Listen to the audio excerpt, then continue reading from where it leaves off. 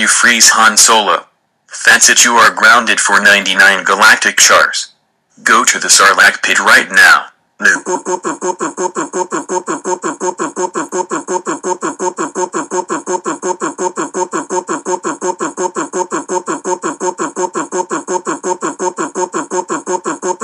Grounded Wars.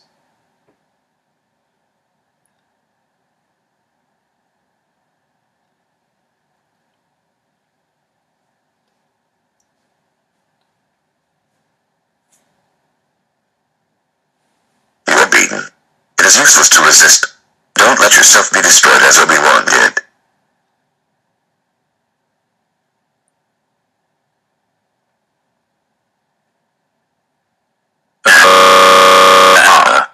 There is no escape. Don't make me destroy you. Luke, you don't realize your impotence. You've only begun to discover your power. Join me and I will complete your training. With our combined strength, we can end this destructive conflict and bring order to the galaxy. I'll never join you. If you only knew the power of the dark side. Obi-Wan never told you what happened to your father.